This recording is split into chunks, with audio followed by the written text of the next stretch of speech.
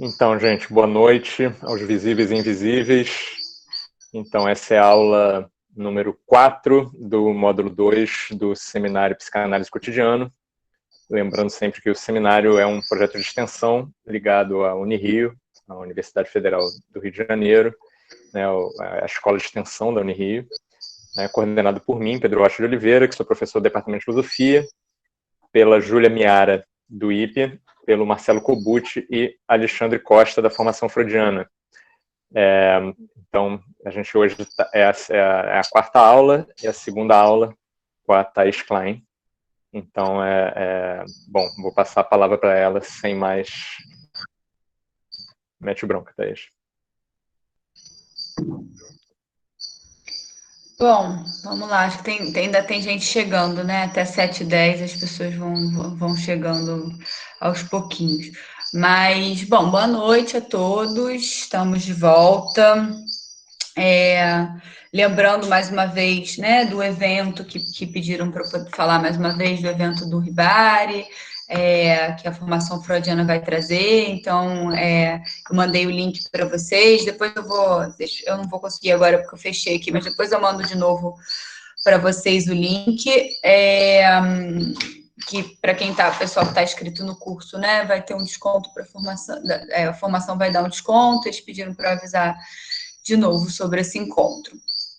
Bom, então, a ideia de hoje, gente, era um pouco fazer uma espécie de revisão, né? Começar fazendo uma espécie de revisão do que a gente viu até, né, na aula passada, porque foi bastante coisa, para a gente poder digerir isso um pouco, e apresentar um pouco para você terminar de trazer as ideias da Melanie Klein e apresentar um pouco para vocês. Eu fiquei pensando, né? Eu sabia que eu teria que sacrificar ou o Bion ou o Lacan. Então, eu fiquei pensando quem que eu sacrificaria, né? Porque não daria para a gente ver os dois. Quer dizer, daria de uma maneira muito superficial, né? Eu acho que, geralmente, eu prefiro trazer um pouco mais de aprofundamento, ainda que a gente não consiga se aprofundar completamente, né? Mas aí eu estava tendenciosa a trazer o Lacan, enfim, por questões que a gente estava trazendo, estavam surgindo, mas eu fiquei com a impressão de que vocês teriam muito mais facilmente acesso a aulas sobre Lacan, discussões sobre Lacan. O Bion é, de fato, um autor que é menos conhecido por enfim, menos popular, talvez, né? Talvez não, com certeza, né? Então, eu fiquei... Eu resolvi, então, trazer o Bion para a gente dar uma olhadinha, enfim, pelo menos de uma maneira geral, assim, né? Uma coisa mais ampla. Então, hoje a gente vai fazer uma revisão do que a gente viu na semana passada, e eu vou introduzir um pouquinho para vocês o Bion, enfim, as ideias dele, a partir do que a gente estava, enfim, da discussão que a gente estava levantando, né? E qual era a discussão, então, que a gente levantou na semana passada, né? A partir do livro do Luiz Cláudio e do Nelson, né? Adoecimentos psíquicos e estratégias de cura, a gente percebeu que esses autores sustentam a ideia de que existem diferentes matrizes do pensamento psicanalítico, né?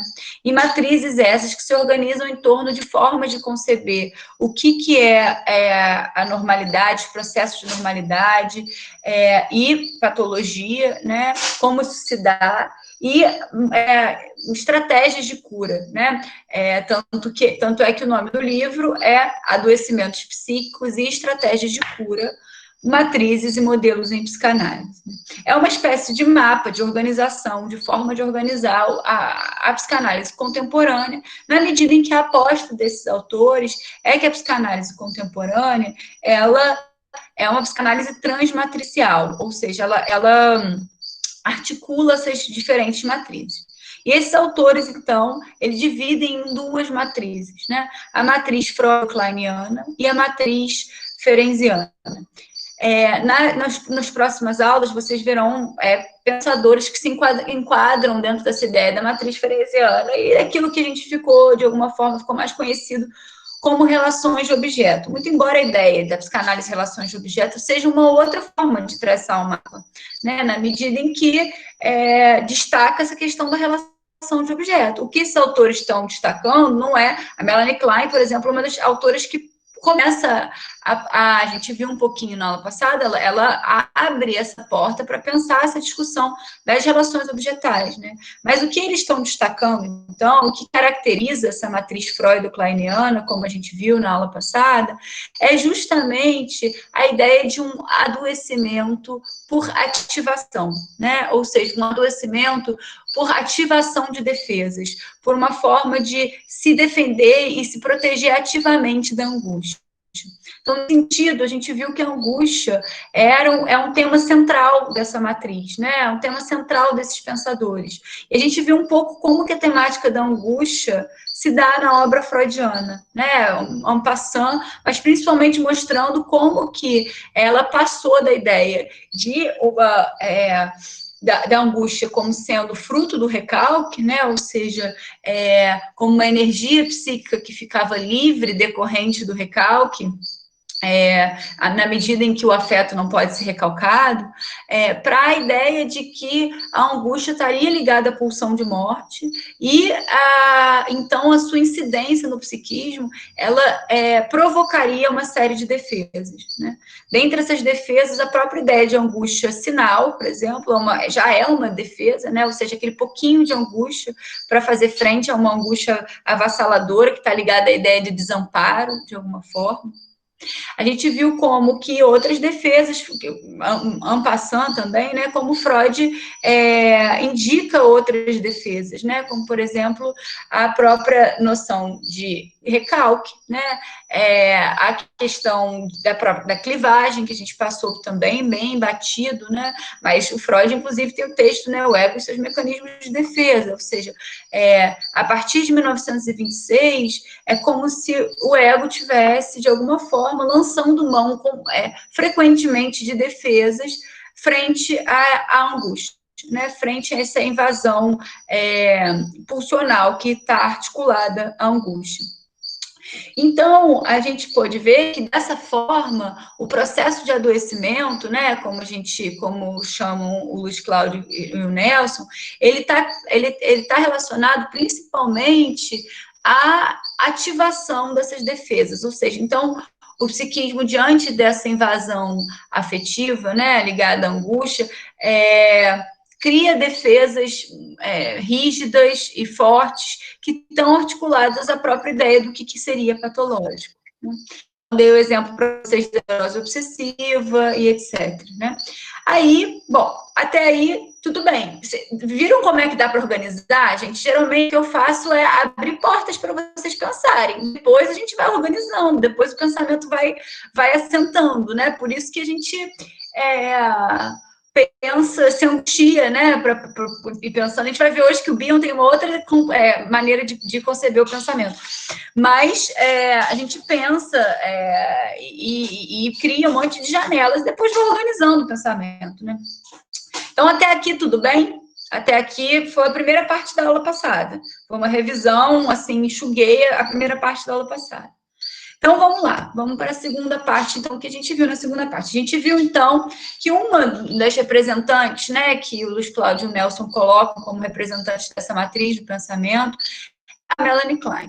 Então, a gente viu um pouquinho quem é a Melanie Klein, o que ela trouxe de discussão para a psicanálise a partir da clínica com crianças, e alguns conceitos básicos. Esses conceitos básicos eu quero retornar com vocês, para que a gente possa deixar eles bem amarrados, para vocês terem uma ideia mais clara de certas noções da Melanie Klein, que são importantes para a psicanálise contemporânea. Então, eu vou voltar um pouco com vocês, eu até fiz uns outros slides para esses conceitos de fantasia, posição depressiva, posição esquizoparanoide, posição depressiva, e aí a gente vai ver um pouquinho do caso Dick, que é o caso que, inclusive, vocês conseguiram abrir, alguém conseguiu abrir naquela biblioteca Conteúdo Psi, esse livro que eu falei para vocês, alguém tentou? Não. Beleza, bom, mas se vocês quiserem ler, eu consegui ter acesso pela essa biblioteca, Conteúdo Psi. E eles trazem o caso Dick como um caso que é interessante para poder ver, um caso que a Melanie Klein atendeu, de uma criança que talvez hoje em dia pudesse ser diagnosticada como autista. Eles trazem como um caso paradigmático dessa matriz do pensamento, dessa forma de conceber essa questão da ativação e da desativação, né, na clínica. Então, eu vou trazer isso para vocês também. Então, vamos lá. Eu vou projetar os slides. Deixa eu ver aqui.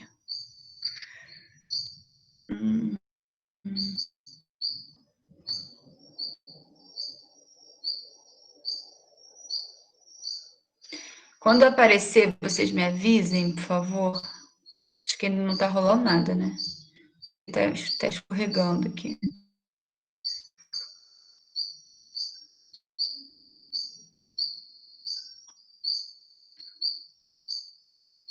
Apareceu? Não? Não, ainda não. Tá. Quando aparecer, me avisa. Então, aqui tá dizendo que tá aparecendo. Não sei se tem que fazer de novo. Agora tá abrindo a apresentação. Tá. Foi. Foi? Uhum. Gente, eu não tô vendo vocês, tá? Eu ainda não consegui resolver esse problema. Eu tentei instalar o negócio que o Pedro mandou, mas não funcionou. Só funcionou mostrar em todo mundo. Isso eu já consegui antes.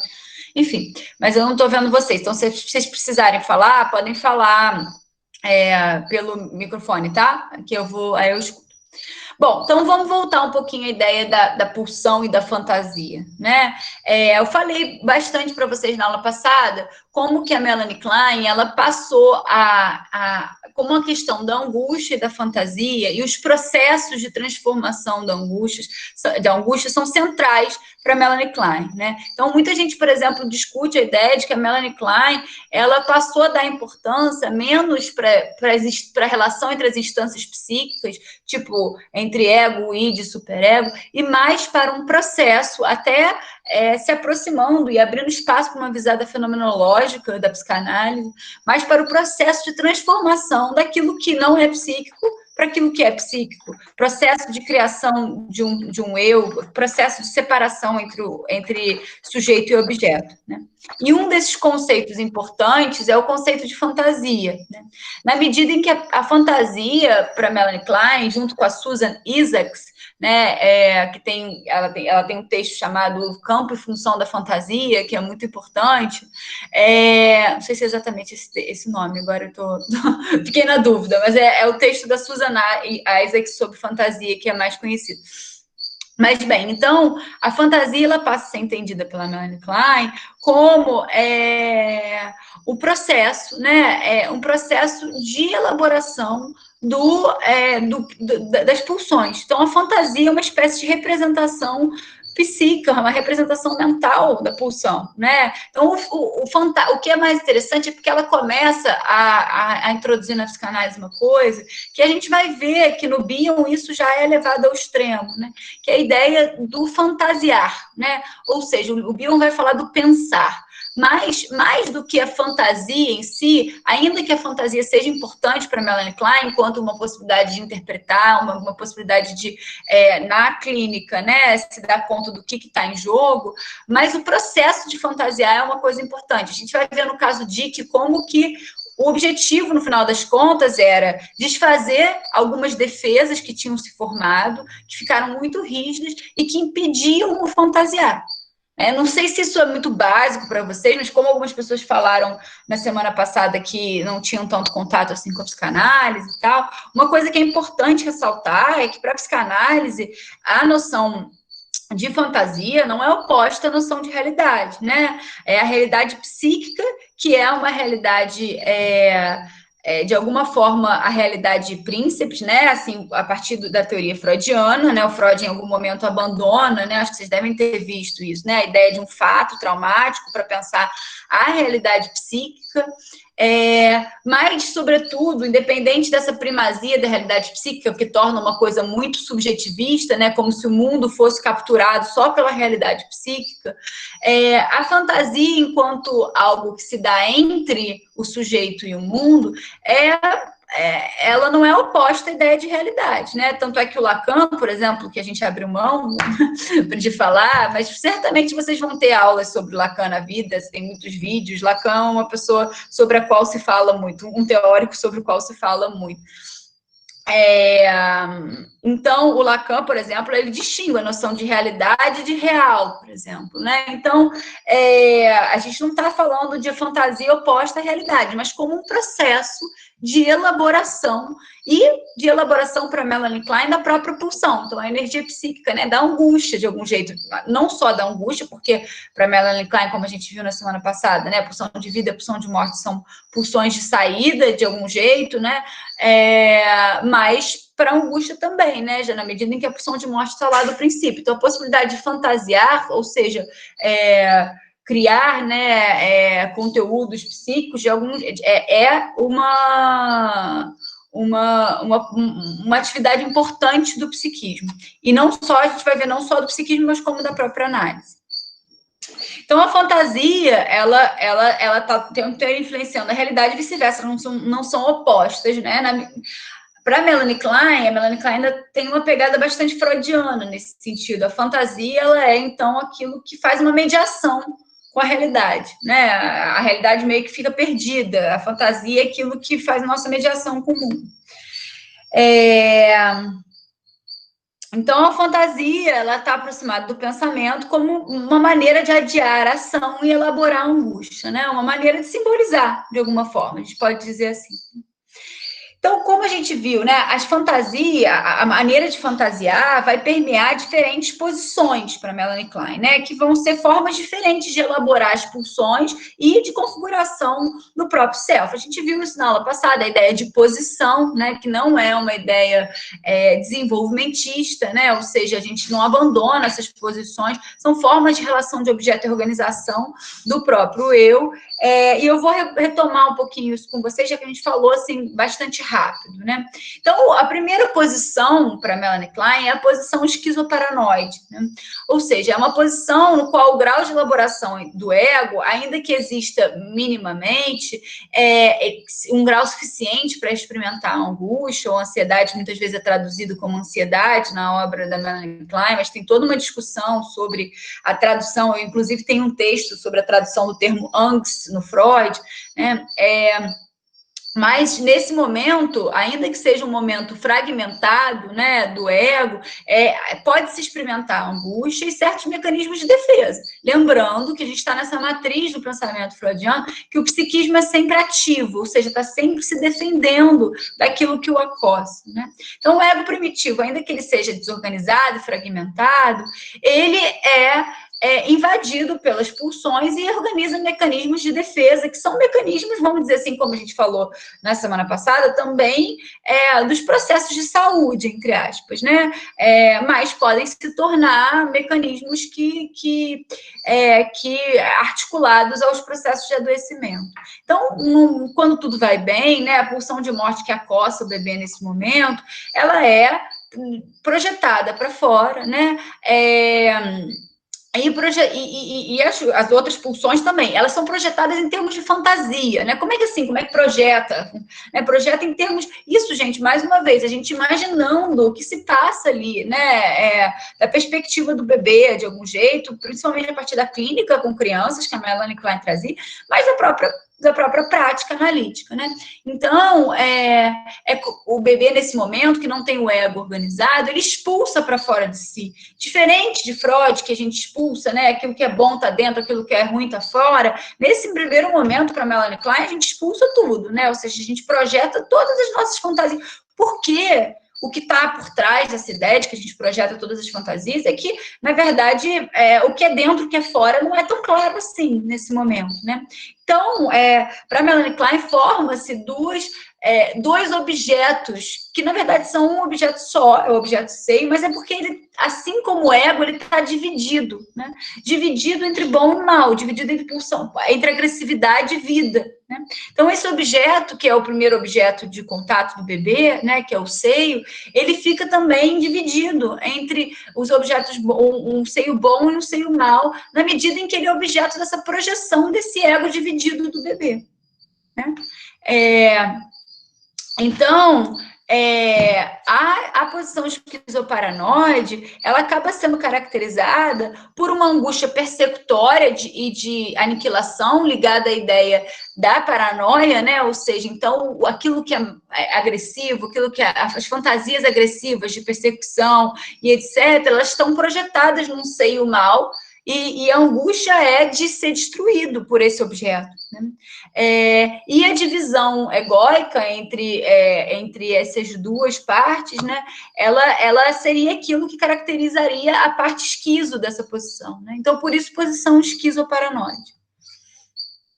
Bom, mas quais, então, são os mecanismos de defesa dessa posição, né? Como é que o bebê se articula, né? E não só o bebê, porque essa posição ela pode retornar, e ela pode ser uma posição a qual a gente se fixa, né?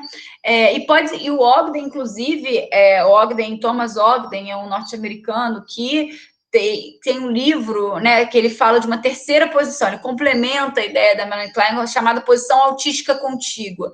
Enfim, eu não vou entrar nisso, né, o dia que vocês tiverem aula mais sobre os autores da própria psicanálise contemporânea, vocês vão poder discutir isso, né, mas o que o Ogden fala nesses livros que ele tem sobre as posições da Melanie Klein, nesse livro especificamente, né, The Primitive Edge of Experience, não está traduzido para o português, ele fala que essas posições se mantêm em tensão dialética ao longo da vida, né? Ou seja, então elas estão sempre lá, de alguma forma, né? Então, quais são os mecanismos de defesa, né? Os mecanismos de defesa são, sobretudo, a introjeção e a projeção, né? Em alguma medida, a projeção, ela parece ser de saída, ainda que seja impossível de separar, na medida em que o dentro e fora ainda não é tão claro, assim, né? Então, esse processo de introjeção e projeção está se fazendo a todo tempo. Então, a ideia, né, como a gente viu na aula passada, da posição esquizoparanoide, é que aos poucos há a introjeção do objeto bom, né, e a projeção do objeto mau. Aos poucos isso vai se dividindo, né, e o seio bom vai podendo ser introjetado, né, mas também há ao contrário, né. Então, na medida em que os mecanismos de introjeção podem ser alargados, não só de projeção, né, mas de introjeção e de projeção, essa divisão pode ser aproximada na medida em que esse objeto bom ele é introjetado e garantido, enquanto um objeto interno, né? Então, o objeto bom vai podendo garantir essa ideia de que aquilo pode permanecer seguro, né? Tem alguma coisa ali que vai se assegurar, né? Aos poucos pode se diminuindo essa divisão. É interessante, eu acho que na aula passada o Pedro falou que vocês chegaram a ver aquela discussão do Freud que faz na negativa, que é sobre o ego prazer inicial, o ego, enfim, ele faz em outros momentos também, né? O ego realidade definitiva. É interessante que, da perspectiva da Melanie Klein, como vocês estão vendo, o Freud não fala de um ego inicial, a Melanie Klein não fala de um ego inicial, muito embora ela esteja falando do ego, né? Mas ela tá falando também dessas fronteiras entre sujeito e objeto, como são fronteiras que, ainda não são tão bem estabelecidas. Então, ela não está falando só da perspectiva do ego. O objeto aparece aí, né? Aqui, o mundo externo aparece a partir, principalmente, da fantasia projetada no objeto, de alguma forma, né? E isso é uma coisa que é uma porta que se abre na psicanálise, de alguma forma, e uma porta que muitos autores vão entrar, né, em alguma medida. Então, o mecanismo principal de defesa da posição esquizoparanoide se chama identificação projetiva, né? É um mecanismo de defesa que a gente vai ver que o Bion vai retomar, e por isso também é interessante a gente ver os dois juntos, né? A identificação projetiva, ela é, então, essa forma, né, de, vamos dizer assim, ejetar no outro, né? Projetar, né? Jogar para o outro, jogar para o objeto aquilo que é uma parte de si, né? Ou seja, aquilo que é uma fantasia, aquilo que é... E a gente vai ver qual o papel disso, principalmente para o Bion, na análise, enquanto um processo de comunicação não verbal. Ou seja, algo que se sente, e isso na análise, né? Algo que o analista sente, experimenta e etc., pode ser entendido como fruto de uma identificação projetiva, ou seja, alguma coisa que o paciente não consegue elaborar verbalmente, mas que, de certa forma, projeta na figura do analista, assim como na relação mãe-bebê, de algum jeito. Gente, alguma dúvida sobre a exposição esquizoparanoide? Eu estou fazendo uma revisada para vocês fixarem, tá? Vou passar a posição depressiva, o caso DIC, e já partir pro Bion. Alguém tem alguma dúvida? Eu tenho uma pergunta, Thaís. Pode falar. Então tem uma, quer dizer, na Melanie Klein, então tem uma relação entre projeção e fantasia, né? Quer dizer, o que você projeta é a fantasia. Exatamente, exatamente. Na medida em que a fantasia não é uma fantasia ligada ao recalcado, né? Isso é interessante, né? A ideia de fantasia não é a fantasia ligada ao recalcado, mas a fantasia enquanto um processo de um representante mental do psiquismo. A noção de fantasia é uma noção que é muito trabalhada, né, em Melanie Klein, e é uma noção que é aberta, que abre, muitos autores defendem, o Otávio de Souza defende isso, o próprio Ogden defende isso, que é uma noção que faz uma ponte para a perspectiva do processo de simbolização, de alguma forma. Né? A ideia da fantasia como se fosse próximo ao pensar. Né? Então, a fantasia está a projeção na medida em que é através da projeção que se pode de algum jeito fantasiar, né? Elas estão articuladas, elas estão totalmente articuladas nesse sentido, né? Não, na posição paranoide, né? Na posição depressiva, acho que nem tanto. Então, quer dizer, você tem uma associação, então, na posição esquizoparanoide, tem uma associação entre projeção e fantasia, né? Porque porque você meio simboliza sob forma de fantasia, o que significa que você está, né, pensando através de projeções, né? Você está pensando através de imagens externas a você, né? Você está pensando através disso que você joga fora de você. É por aí? Projeções e projeções. Projeções e projeções, né? Eu acho que os dois, né? E isso é uma coisa super interessante, né, da Melanie Klein, na medida em que o pensamento, então, né, a fantasiar e etc., ela aponta. Tá travando muito? Tá, né? Tá um pouquinho. Não. Não sei o que eu faço. Ligar pra net. Se tiver alguma outra coisa rodando, fecha as outras coisas. Mas pior. Tá tudo fechado, porque realmente. Bom, mas. Não, mas fechei tá dando uma coisa que estava aberta um tempo. Tá dando para entender. Você estava falando, então, né, que isso é uma particularidade da Melanie Klein, essa relação de simbolizar e fantasiar, Tava dando para entender. Então, mas o que eu estava chamando a atenção a partir do seu comentário, Pedro, é que então a Melanie Klein, ela, a partir da ideia de posição esquizoparanoide, que tem tudo a ver com os próprios casos clínicos que ela atendia, a possibilidade de ela atender crianças e crianças psicóticas, sobretudo, né? Ela abre espaço para uma coisa que é muito interessante, que ou seja, aquilo que o Pedro estava falando assim, então o fantasiar está ligado à projeção. E a introjeção, né? Então, a ideia de que o processo de simbolização, vamos dizer assim, que é uma palavra que é uma expressão que ela não usa, mas que é muito usada na psicanálise contemporânea, o processo de simbolização, ele não é um processo independente do outro, não é uma coisa interna que a gente que está garantida, né? Ou seja, é um processo que se dá a partir dessa possibilidade de encontro com um objeto externo.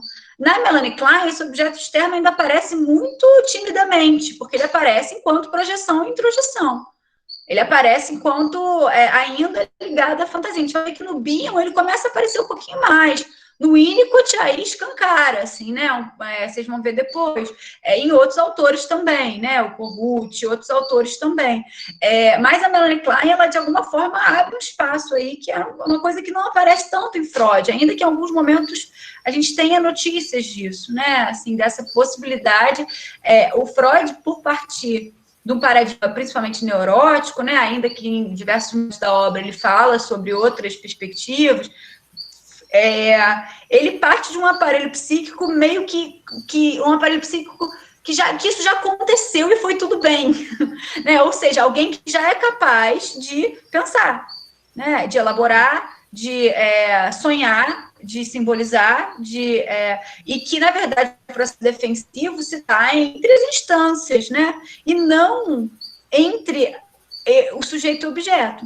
Se a gente pensar a identificação projetiva, ela é um mecanismo defensivo que é um mecanismo defensivo que não é interno, como o recalque, por exemplo, né? É um mecanismo defensivo de expulsar para fora uma coisa que a gente que é nossa, né? Então, alguma coisa que, por exemplo, um caso clínico de uma paciente que tinha alguns sintomas, assim, enfim, de verificação e etc.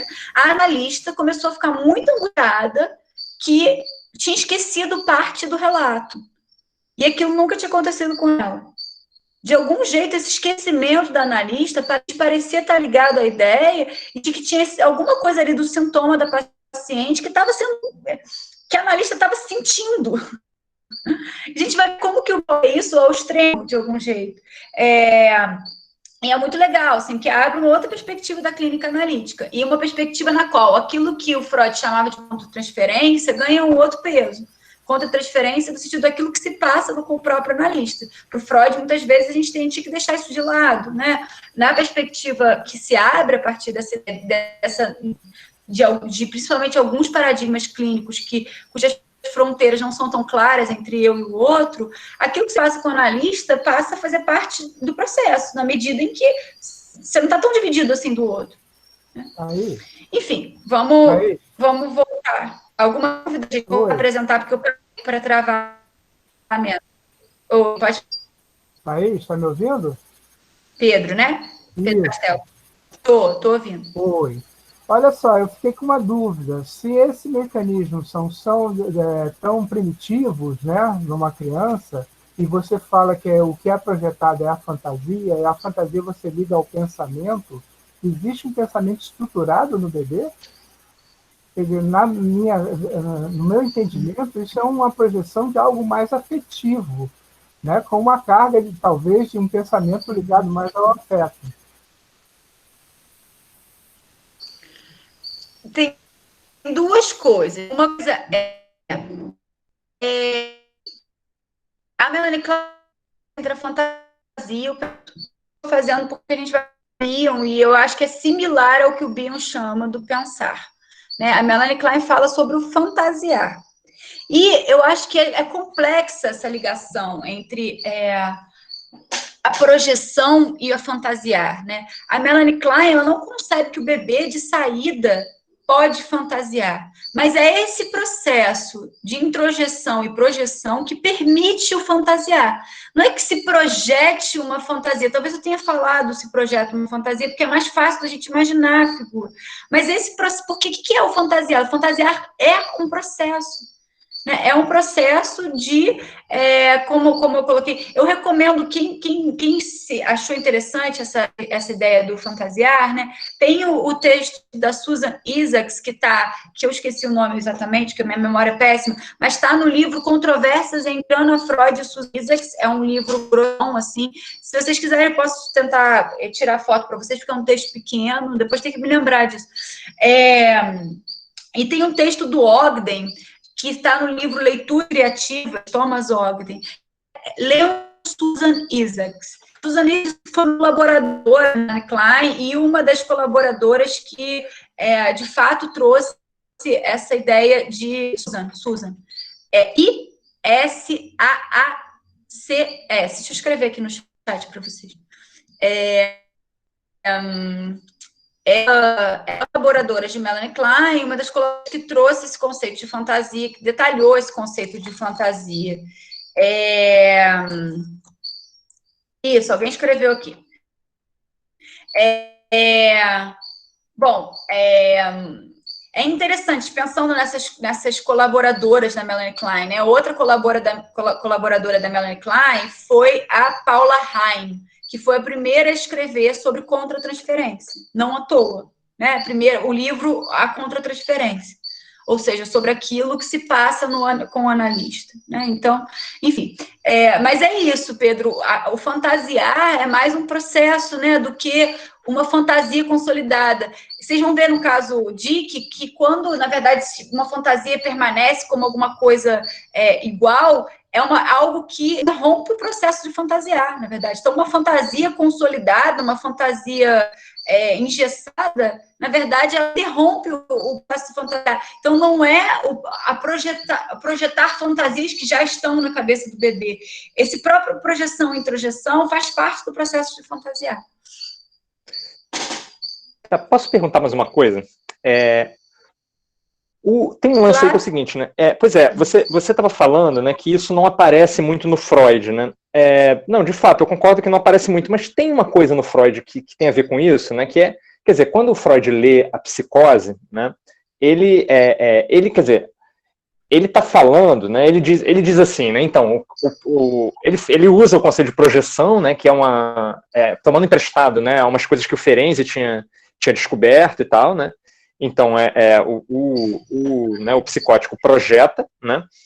E ele diz, né, que esse mecanismo, né, que a defesa psicótica, né, ela envolve... né, o esquemão era aquele, né? Então você pega o esquemão, né, mais típico, né, aquele da paranoia, né, como defesa da homossexualidade, né? Então você projeta o seu desejo fora de você, né? Então você representa esse desejo fora de você, né? Inverte ele, né? Transforma ele em ódio, aí você cria esse perseguidor externo, com isso você se defende, né, do componente homossexual do desejo. Né? E o Freud vai dizer, né, que essa forma, que a maneira de fazer isso, né, na verdade, que esse comportamento, né, que essa forma de desempenho psíquico, né, está ligado a formas muito primitivas do desenvolvimento, né? Então seria, na verdade, né, uma coisa pré-simbolização, né? Seria uma estratégia, seria uma forma de defesa pré-simbolização, não?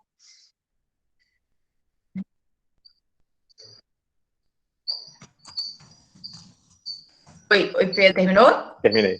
Deu para ouvir? Ou cortou?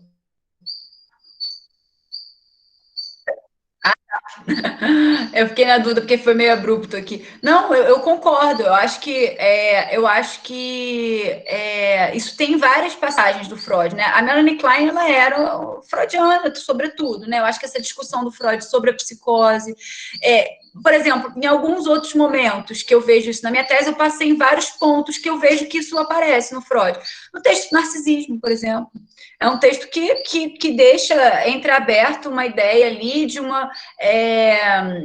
ainda que não sejam mecanismos projetivos, mas o trabalho sobre a hipocondria, o narcisismo, por exemplo, enfim, fala de um corpo despedaçado, de um corpo que não está tão definido, sujeito-objeto, em luto e melancolia, por exemplo, em A Negativa, essa discussão sobre a psicose, tem um trechinho em Inibição, Sintoma e Angústia, que ele vai falando sobre, o bebê aguenta tanto tempo até que a mãe volte, enfim, tem vários trechos que o Freud... E essas palavras que a Melanie Klein está usando são em parte diferentes, né? A noção de introjeção da Melanie Klein tem muito a ver com a introjeção ferenciana, na medida em que também enriquecer psiquicamente, né? Ou seja, é alguma ideia de que alargar o mundo, alargar a si mesmo, né?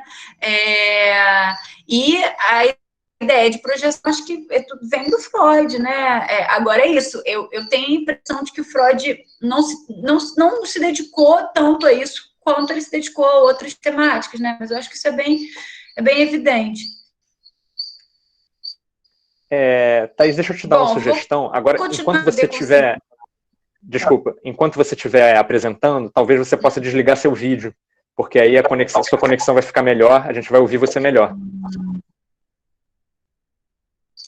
Isso, boa ideia. Vou fazer isso, então. Vou voltar aqui, peraí. Pronto. Estão vendo minha foto. Vocês estão vendo a apresentação, né? Estamos. Tá, beleza. Então, vamos lá, gente. Então, eu vou falar um pouquinho para vocês do caso Dick, né? Um caso Dick é um caso que está no livro Contribuições à Psicanálise, eu acho. Ai, gente, minha estante ficou do outro lado, agora eu não consigo pegar os livros. Mas, enfim, os do Bion eu deixei aqui, mas eu esqueci os da Melanie Klein, do Bion para mostrar para vocês, eu deixei aqui do lado. Mas, bom, então é um caso que é um caso paradigmático da Melanie Klein, é um caso que é o caso mais citado, né? De um menino, enfim, a Melanie Klein atendeu outros pacientes e alguns deles inclusive, desconfiam que são filhos, os filhos dela, um filho particularmente, o caso Philip, o caso, sei lá, um dos filhos, que é muito curioso, né? Mas esse caso Dick é um caso que o Lacan citou esse caso, por exemplo, um caso comentou esse caso, é um caso meio paradigmático, assim, da Melanie Klein, por isso que eu vou trazer ele. Eu não vou infelizmente, conseguir trazer passo a passo do caso com vocês, né? Tem registro dele, a Melanie Klein escreve ele com bastante detalhe. A gente vai fazer um apanhado geral para vocês terem uma ideia, tá? Então, o Dick é um menino, né, que chegou, acho que com 3 anos para ela, em torno de 3 anos. E que era um menino que não falava, que não interagia, que não demonstrava nenhuma afetividade, né? Na maior parte das vezes articulava sons ininteligíveis e repetia constantemente certos ruídos, ou seja, ruídos que não eram ruídos, eram só como falam na psiquiatria, eram lalações, né? Então, ecolalias, é isso. Então, era um menino que talvez hoje em dia pudesse ser diagnosticado como autista, né? Na época, esse diagnóstico não era ainda circunscrito dessa forma.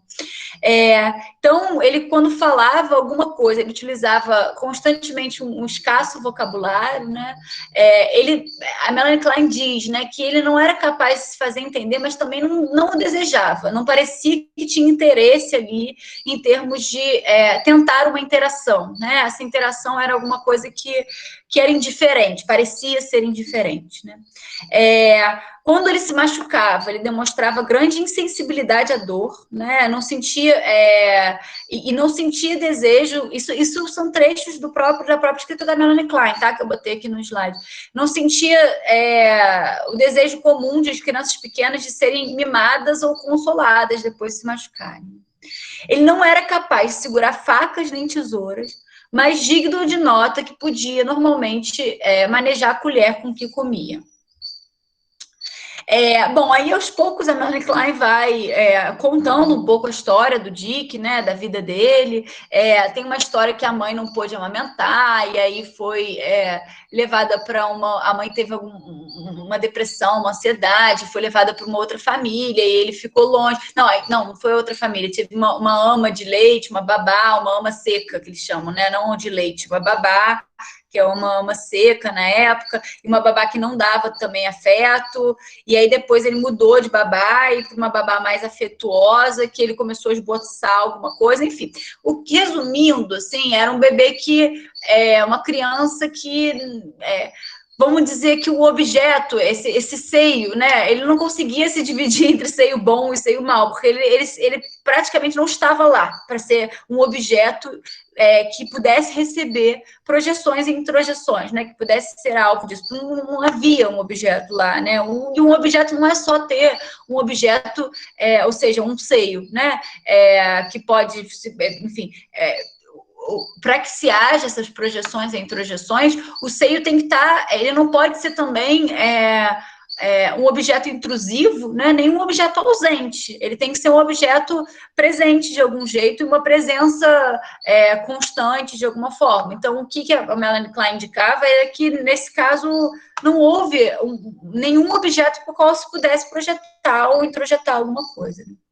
Então, resumidamente, vai dizer, vítima de uma situação traumática de base em um ambiente profundamente falho, desamor, indiferença, ansiedades excessivas. A Melanie Klein vai apontar que, então, lembrando de todo, né, a nossa discussão sobre a matriz de pensamento, etc., ela vai dizer que ela observa, então, uma intensificação do sadismo original nesse menino, né?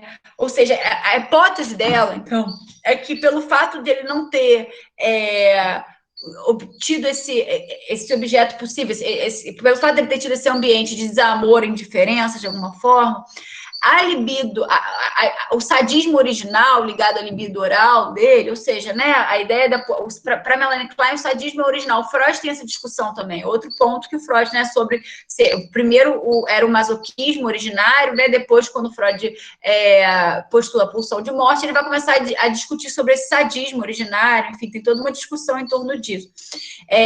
Então, a Melanie Klein vai sustentar que a impossibilidade de projeção e introjeção, né, da pulsão agressiva e do fantasiar, né, provocaram uma intensificação do sadismo originário associado à libido oral do menino, né, ou seja, então tinha alguma coisa ali da oralidade que passou a estar ligada a esse sadismo. E aí a Melanie Klein vai dizer que, diante dessa intensificação, acionam-se defesas primitivas contra a angústia e produzem-se tentativas de fantasias fálicas, né, sádicas, de expulsão, projeção, destruição. Lembrando que quando a fantasia se torna, vamos dizer assim, uma nota só, né, ela interrompe o processo de fantasiar. Né? Não é que é ausência de fantasia, mas a fantasia com uma fixação, uma coisa só. Né? Então, no caso Dick, eram fantasias sádicas ligadas à expulsão ou destruição, justamente pela impossibilidade desse processo de introjeção e projeção, que era um processo que permite o fantasiar. Então, isso, gente, vocês têm que ler o caso para vocês verem como é que isso se apresenta, né? Porque a Melanie Klein vai percebendo isso tudo através do brincar, né? Então, o tipo de brincadeira, a forma como o Dick não brinca ou brinca, ela vai relatar uma vez que ele pega uma tesoura e corta os papéis em um monte de papelzinho pequeno. Ele não pega tesoura, porque ele não pega tesouras na mão, mas ele corta os papéis em papelzinho pequeno. Enfim, ele se esconde atrás de um lugar e não quer sair. Ela vai percebendo essas fantasias a partir do brincar, né? Vocês têm que ler o caso para isso. Mas ela vai dizer que o Dick vive simultaneamente angústias de aniquilamento, esquizoparanoide e angústias culposas depressivas. Então, tem algo da posição depressiva que a gente, na verdade, eu esqueci de rever com vocês a posição depressiva, né? Passei logo para o caso Dick. Mas a posição depressiva enquanto aquela possibilidade de unificação dos dois objetos, né? E uma espécie de culpa, a Melanie Klein fala mesmo de culpa, de se perceber que se dirige os dois impulsos ao mesmo objeto, né? Então, o Dick, ele apresenta, então, angústias ligadas a essas duas posições, de alguma forma. Então, tem coisas acontecendo ali nas duas posições. E uma intensificação da vivência do desamparo, angústia de aniquilamento. Então, qual é a hipótese da Melanie Klein? Que o Dick vai ser empurrado pelos seus próprios mecanismos defensivos, ou seja, essas fantasias, né, em termos de alguma forma consolidadas, essas fantasias muito, muito fixadas, né, como uma forma de acionar uma evitação radical e precoce da angústia, né? Ou seja, e isso se articula a um encapsulamento autista, né? Uma ausência de contato afetivo com o objeto. Então, fica-se preso a essas fantasias, sem suporte do objeto, né? Que são fantasias ligadas ao sadismo, à culpa depressiva. Então, não se tem uma relação de objeto, porque esse objeto, primeiro, não estava lá, e segundo, que o fantasiar depende dessa relação do objeto. Então, são fantasias que ficam ali como processos defensivos diante desses impulsos que não conseguem ganhar o destino, né? Então, irrompe-se o processo da saúde. Lembrando que o que a gente vem trazendo é como que o processo de saúde, nessa matriz, na forma de pensar kleiniana, a gente vai ver bioniana, é uma forma de defesa, né? Ou seja, é ativa, o psiquismo se defendendo.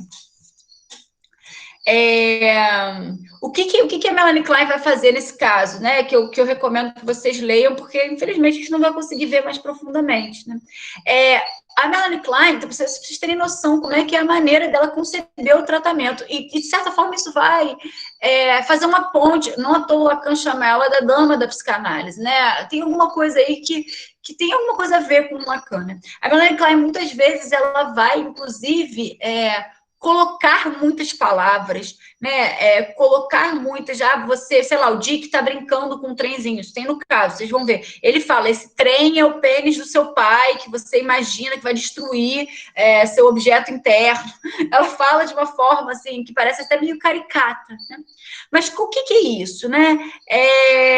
O que ela vislumbra com isso, né? Ela vislumbra com isso a possibilidade de conseguir tornar manifesta a angústia, né? Ou seja, tornar alguma coisa ali exposta de uma angústia para que se restaure o processo de fantasiar, de elaboração, de algum jeito, né? Então, é muito interessante isso. Nesse sentido, tem algo aí que pode se aproximar até a discussão lacaniana, né? Porque, então, a problemática, principalmente no caso Dick, nesse sentido, né, era fazer com que a angústia aparecesse, já que a angústia estava ali completamente...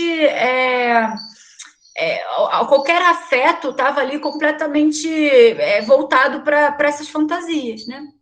Então, o objetivo é tornar manifesta a angústia para que se possa, com a ajuda, vamos dizer assim, né? Não sei com a ajuda, mas com a presença da analista, voltar a poder fazer esse processo de fantasiar, né? E a dois ali, né? Esse processo, fazer junto com o analista esse processo de fantasiar.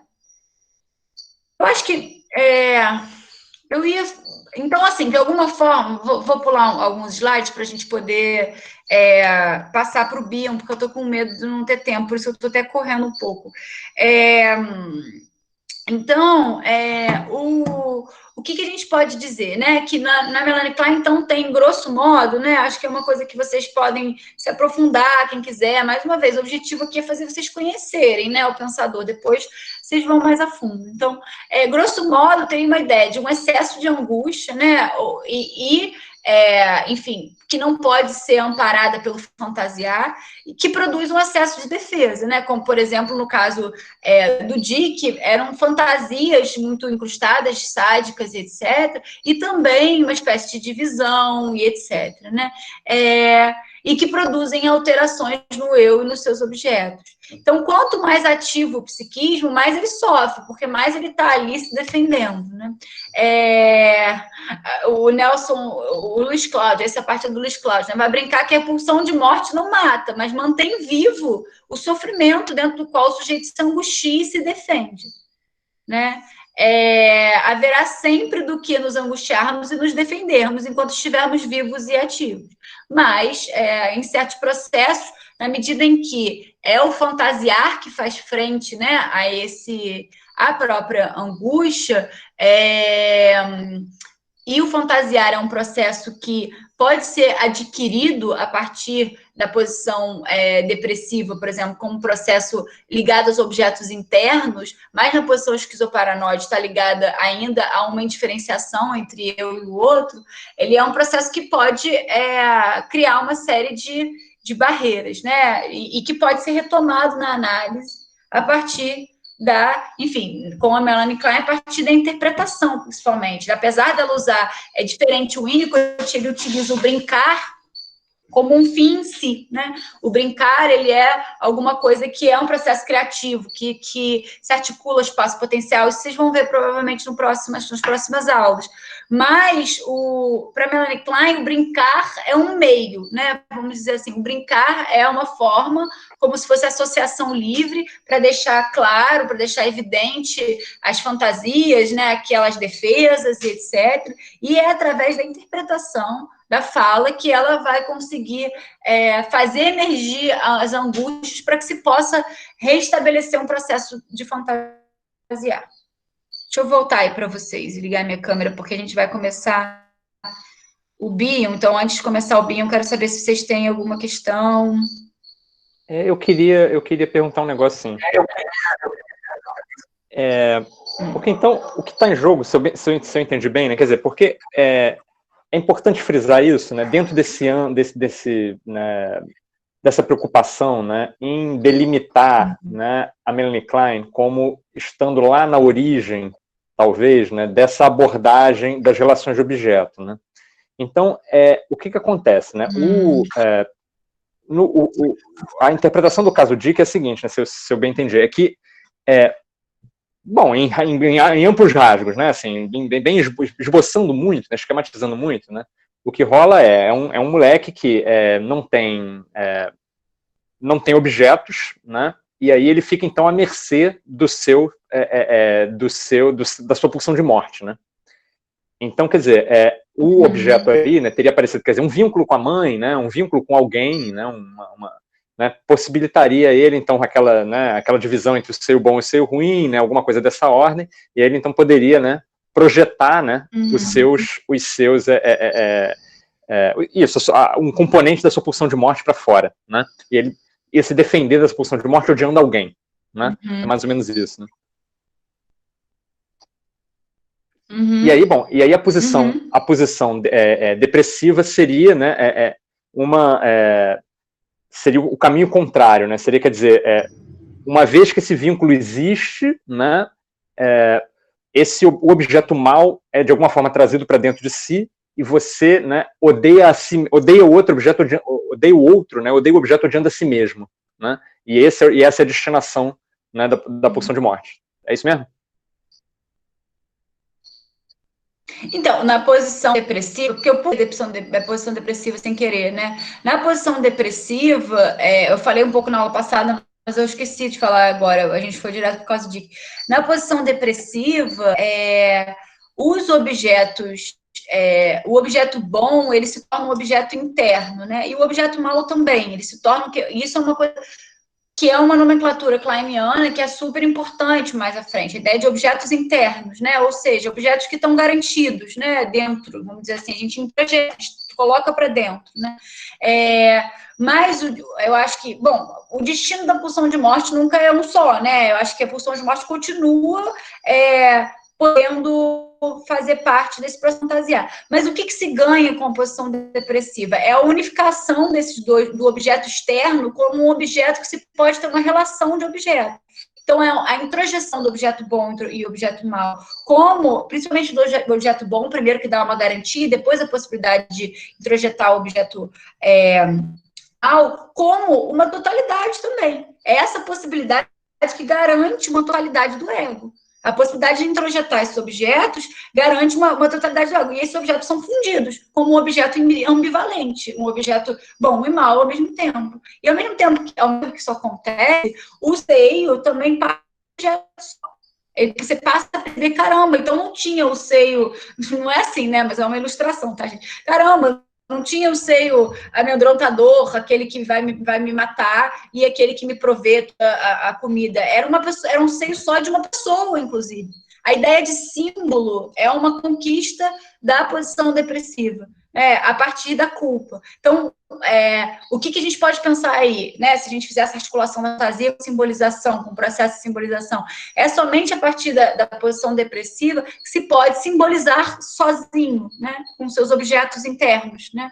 Ou seja, que se pode passar a poder fazer esse processo de simbolização de algum jeito, na medida em que se integrou si mesmo e o outro, passa-se a poder ter, de fato, o que a gente chama de uma relação objetal, ainda que anteriormente era uma relação objetal, mas com objetos ainda muito misturados ali, né, muito divididos. Beleza. Obrigado. Thaís, tudo bem? Boa noite. Pessoal, oi. Oi, boa noite. A partir dessa pergunta do Pedro, eu fiquei com uma dúvida, assim, porque depressão, geralmente, como vocês estão falando, me parece uma interiorização de uma coisa má, né? Que vai gerar, que você falou, esse sentimento de culpa, e não, ou talvez ambivalente. Mas eu fiquei me perguntando se esse lugar do bom, digamos assim, que pode ser introjetado, não seria depressão. Aí seria o quê? Entende? sei se... Então, Ana Cecília, uma coisa que é importante a gente poder ter, talvez eu não tenha batido com tanta clareza. Gente, a primeira coisa, assim, eu acho que a gente poderia ter um curso inteiro sobre Melanie Klein, né? É maravilhoso, é muito legal, mergulhar a fundo, né? E eu acho que essas coisas a gente vai destrinchando. A ideia que eu tinha era mais causar mais curiosidade em vocês do que aprofundamento, porque não dá, não vou fingir que a gente está fazendo uma coisa aprofundada, né? Uma coisa que eu acho que eu talvez não tenha deixado tão claro, que é importante, é que a posição depressiva não é igual a uma depressão.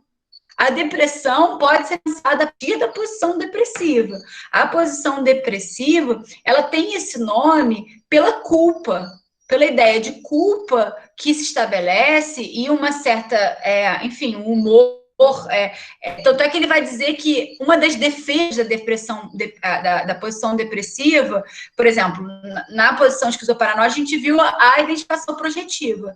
Na posição depressiva, ele fala de uma defesa maníaca, ou seja, eu vou conseguir reparar esse objeto de qualquer forma, desse objeto, tanto faz, matei esse objeto mesmo, dane-se, eu não preciso dele, uma defesa maníaca. A depressão, nesse sentido, ela vem só, a chama depressiva na medida em que há uma culpa, né, o que o Winnicott vai falar que não é culpa, que é concernimento, que é preocupação e etc., em ter se destruído esse objeto. Em ter se destruído esse objeto, porque na verdade você percebe, caramba, então meus impulsos agressivos estavam direcionados ao mesmo objeto. Ao objeto Isso parece muito abstrato, gente, mas na clínica a gente consegue ver isso, sabe? Se a gente pensa assim, sei lá, enfim, não sei, uma divisão muito clara entre uma pessoa que é idealizada e que está naquele lugar e etc., uma pessoa que está ali só no lugar de uma pessoa muito ruim e muito, mas ao mesmo tempo amada. Enfim, a gente pode pensar em situações clínicas com isso, mas se a gente conseguir pensar, a gente consegue perceber como a gente pode separar e unificar, às vezes, esses impulsos, e que é uma separação, uma unificação do próprio ego, de algum jeito. É difícil passar para a clínica enquanto uma situação só, assim, porque a gente teria que pensar num caso clínico, né? Enfim. Mas isso é uma coisa para a gente poder discutir, eu acho. O que mais, gente? Mais alguma questão? Podem fazer questões, senão a gente vai passar para o Bico, eu vou um apanhado geral dele também. Em 20 minutos, né? O que vai dar disso?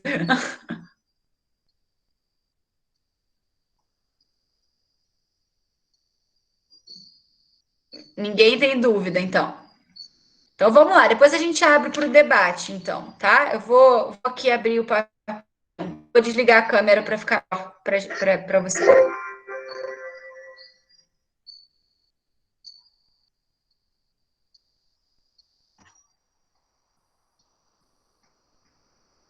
Ué.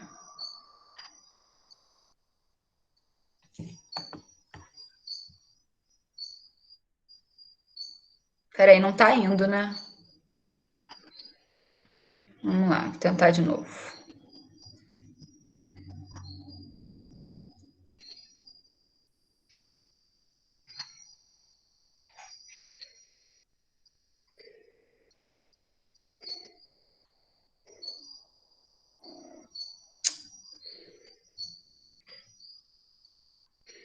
Não tô conseguindo compartilhar, gente, com vocês. Caraca, que saco isso. Vou tentar de novo. Eu vou botar a tela inteira, porque não tá achando aqui um PowerPoint que tá aberto.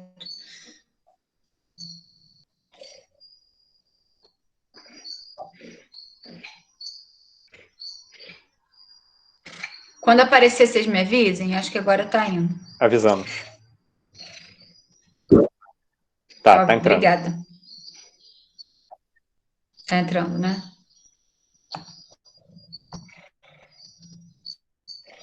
Vai aparecer vocês, não se assustem, é porque... Pronto. Tá aparecendo vocês aí, né? Agora eu tenho que dar um jeito de... Aparecer, pronto. Agora está aparecendo nos slides, né? Tá aparecendo isso. Foi. Ou não? Foi. Foi? Beleza. Gente, aqui tá o meu e-mail, tá? Se vocês precisarem de alguma coisa, de alguma referência que eu falei, pode mandar e-mail. Eu sei que vocês têm Classroom lá também, mas podem mandar o e-mail também aqui. Bom, vamos lá. Então, falar um pouquinho para vocês do Bion, com algumas linhas de continuidade sobre o que a gente viu, para vocês poderem perceber que dentro dessa perspectiva, né, de pensar o adoecimento psíquico como fruto de defesas diante da angústia e etc., tem outras formas. E o Bion, ele esteve em contato com a Melanie Klein, ele estava próximo da Melanie Klein, então ele é um autor que tem ideias que são linhas de continuidade, claro, de diferença, mas também tem muitas linhas de continuidade com o pensamento da Melanie Klein. O Bion é interessante, o nome dele é Wilfred Bion, né? Ele nasceu na Índia, né, em 1897. Ele é um desses psicanalistas, é um dos psicanalistas que eu acho mais interessantes, na verdade, mais enigmáticos, assim, mas mais interessantes e controversos. O André Green nasceu no Egito, né? Ele nasceu na Índia. Então, psicanalistas que foram estudar, ele foi para Londres, o Green foi para França, para Paris. E ele nasceu em 1897 e viveu até 1979. Né? Ele tem uma autobiografia, eu nunca li toda, confesso, porque eu não vou conseguir o livro, mas já li vários trechos. Em 2 livros que eu vou indicar para vocês, porque eu estou com a câmera desligada, depois eu vou mostrar os livros para vocês. Tem um livro também do Luiz Cláudio Figueiredo chamado Bion e 9 lições, um outro de uma coleção que é ótima, chamado Por que Bion? Eu vou mostrar depois para vocês. Esses são livros introdutórios, e nesse Por que Bion tem vários trechos dessa autobiografia do Bion, escritas há 80 anos sobre os 21 anos, sobre quando ele tinha 21 anos, chamado The Long Weekend, na época que ele participou da guerra. Né? Ele participou, então, da Primeira Guerra Mundial. Ele foi, inclusive, da frente de combate. Né? E ele é um psicanalista, né, que essa frase é dele, né, se não for como a vida, não é psicanálise, né? Ele é um psicanalista que leva, a gente vai ver muito mais ao extremo, essa ideia da Melanie Klein, desses processos, né, o processo do fantasiar, apesar do Bion não falar do fantasiar, falar do pensar, e também a ideia de que a psicanálise, nesse Porquê Bion, né, eu acho que o Luiz Cláudio também escreve, ele fala que ele articula muitas vezes o pensamento do Bion com o pensamento do Zen, né? E ele vai dizer, não o pensamento o Zen mesmo, do Tao, e ele vai dizer, né, que o que eles têm em comum, que vocês vão ver, é uma ideia da articulação com a experiência e o limite da experiência, né? Então, o Bion, ele tem um livro, por exemplo, chamado Learning from Experience, Transformações, aquilo que eu estava falando para vocês da Melanie Klein, desse processo, né? Um processo de fantasiário, um processo que se dá entre eu e o outro. Para o Bion, isso aparece ao extremo, e para ele a psicanálise, muito embora ele seja um teórico, ele tenha teorias, mas a psicanálise ela não pode se desvincular desse processo da vida, né? Vamos dizer assim. Aí vocês vão entender isso melhor até o final. Então, ele vem de uma família britânica que morava na Índia, né? A família dele já era britânica, a família dele não é da Índia originalmente, mas eram parte de funcionários do governo inglês na Índia. E ele vai, na verdade, para Inglaterra, ele volta para a Inglaterra, na verdade, bem novo, que a família o manda para estudar, né? Com 8 anos, mas permanece na obra dele algumas questões ligadas à Índia e etc., né? E ele retorna para o Reino Unido, enfim, depois da guerra, mas ele já estava antes no Reino Unido. Ele participou da Sociedade Britânica de Psicanálise, que é a sociedade que foi formada pela Melanie Klein, pela separação ali entre a Melanie Klein e a Anna Freud. E ele participou bastante da International Psychoanalytic Association, a IPA, né, que o Lacan rompe de alguma forma. Ele tem bastante discussão sobre, por exemplo, que na IPA era muito comum, que eles chamam de análise de data, né? Ou seja, a possibilidade de analisar, enfim, que os candidatos a serem psicanalistas passem por uma análise que eles chamam de análise de data. Mas o Bion não é uma dessas caricaturas que existiam na IPA, que o Lacan, enfim, de alguma forma criticou, que era a ideia de que a análise de data serve para o analisando se identificar com o ego saudável do analista, ou coisas assim. Então, o Bion ele tem uma inserção grande nos Estados Unidos por conta da IPA. A IPA, enfim, tem bastante gente nos Estados Unidos. Então, ele viajou para os Estados Unidos, ele fez conferências lá. Então, é um pensador que passeou aí, né? Então, eu já estava assinalando isso para vocês com a Melanie Klein, mas em Bion isso se torna assim, mais ainda premente, né? Se para Melanie Klein o objeto começa a aparecer, né? Ou seja, aquilo que, né, o fantasiar ali na posição esquizoparanoide depende da introjeção e da projeção, né? As fronteiras entre eu e o outro ali são fronteiras muito tênues. Para o Bion, o objeto ele não aparece apenas como suporte das fantasias, né? Ou como possibilidade de fantasia, como articulação ao processo de fantasia. O objeto, ele passa, então, o objeto, ou seja, isso que está de fora, seja a mãe, seja o seio, seja o que a gente relaciona, né?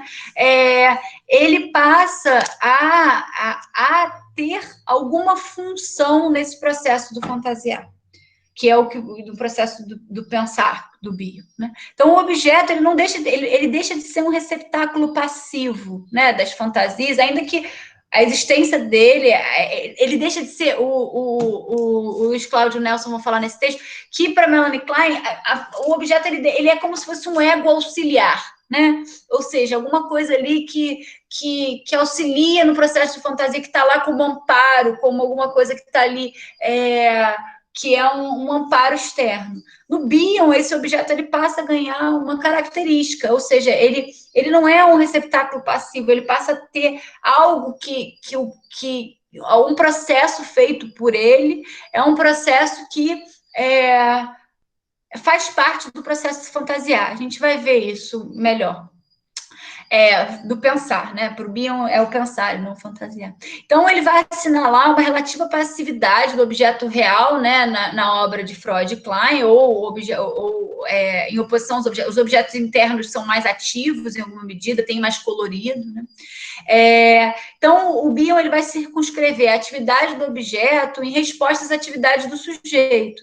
E o objeto não só coopera, como supunham os outros na matriz freudo-kleiniana, mas a gente vai ver que tem uma consideração de uma dimensão comunicativa e interacional nas relações entre o bebê e seus objetos reais, o que pressupõe a atividade dos dois polos. Então, não é como se... Isso parece bem óbvio, principalmente vocês conhecem o Winnicott, né? Porque o Winnicott, ele vai falar da preocupação materna primária e etc., né?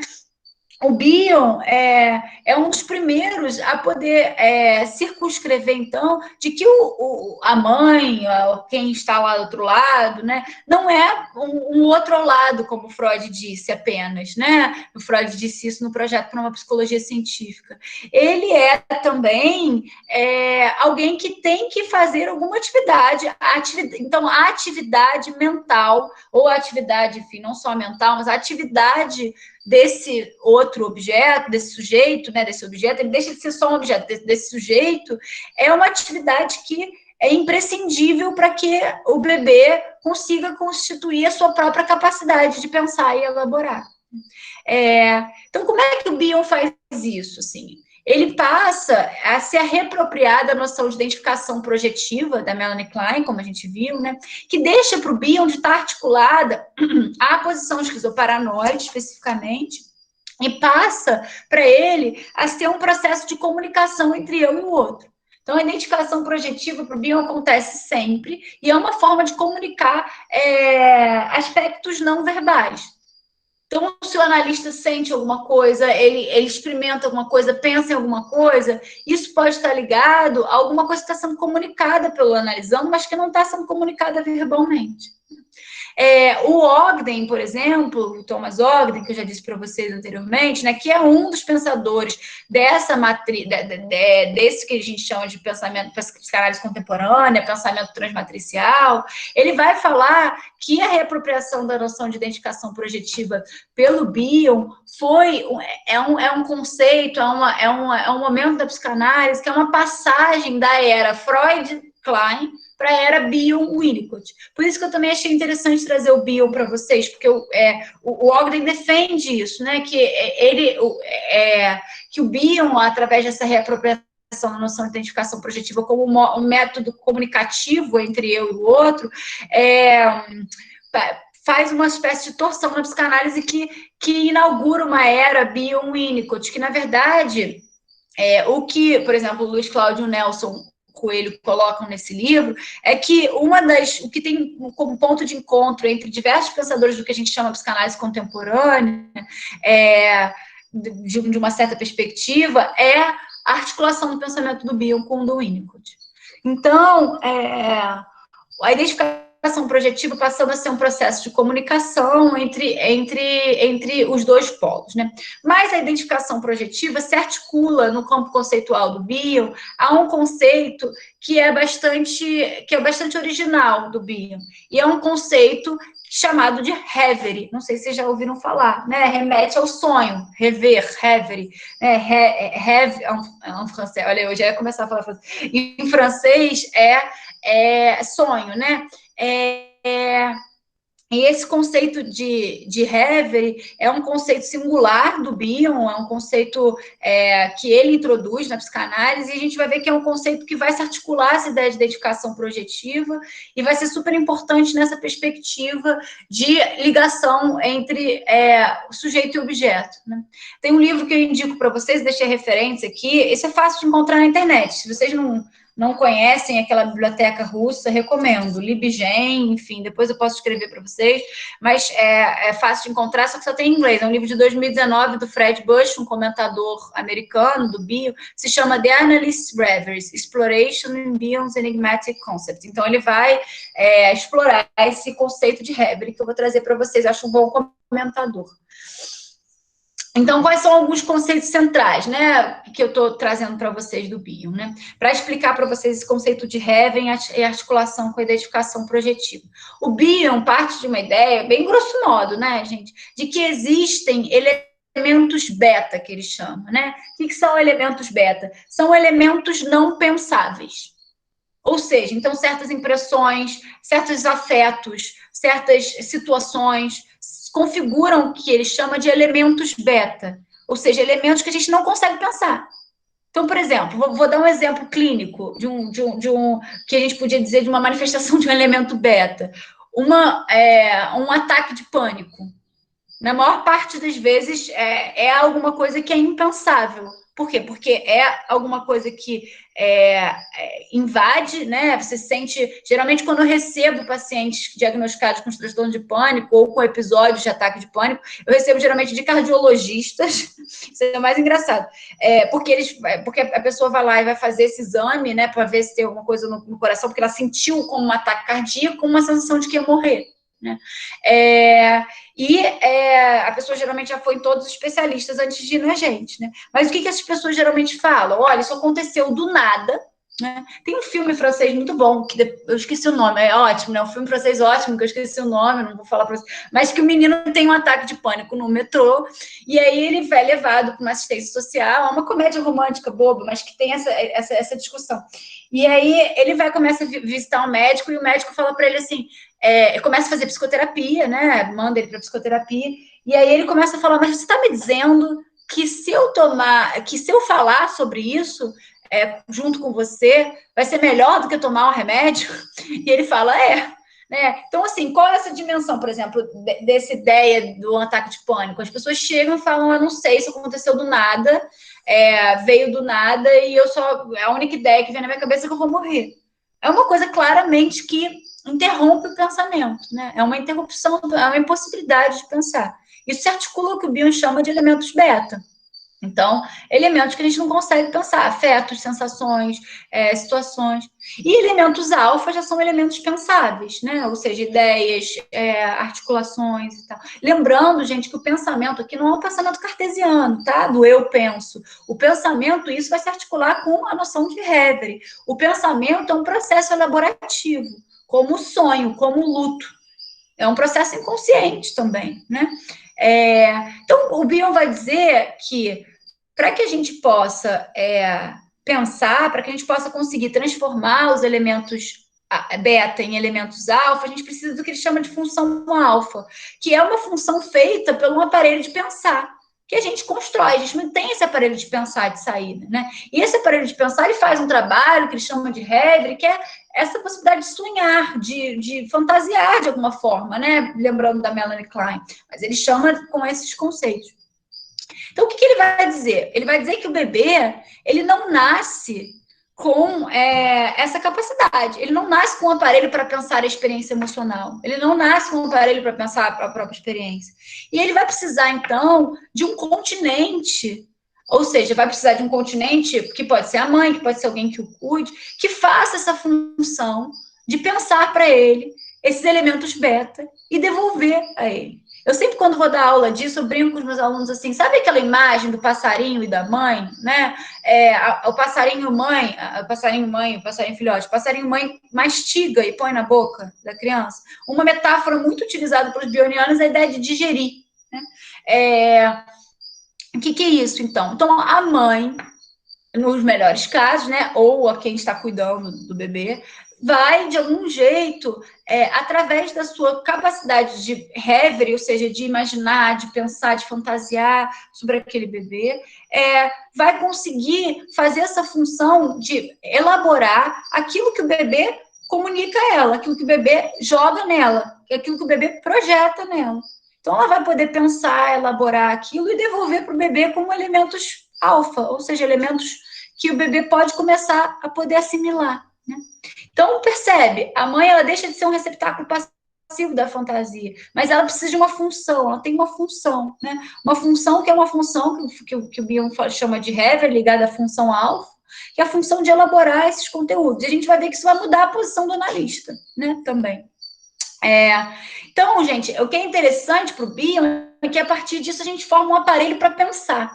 Eu acho essa ideia muito interessante no livro que eu ia mostrar para vocês, não estou com a câmera desligada, que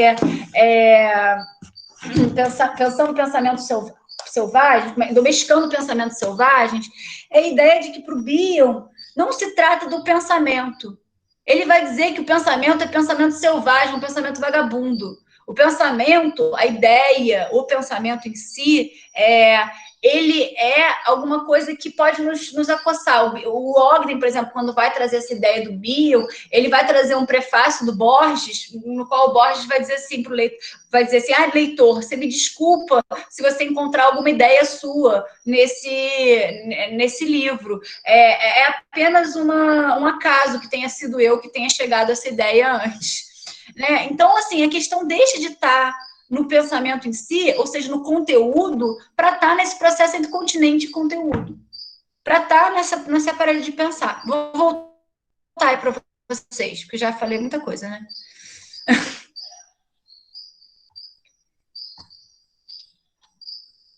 E aí, gente? Vocês estão vivos?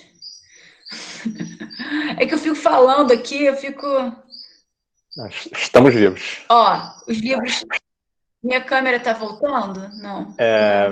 Não, a gente ainda está vendo a sua tela completa. Bom, tá bom, mas eu ainda vou falar mais um pouco, eu quero falar mais um pouquinho para terminar. Mas vocês querem fazer alguma pergunta? Eu só queria terminar para falar como é que isso se apresenta na clínica. Mas vocês têm alguma pergunta antes disso?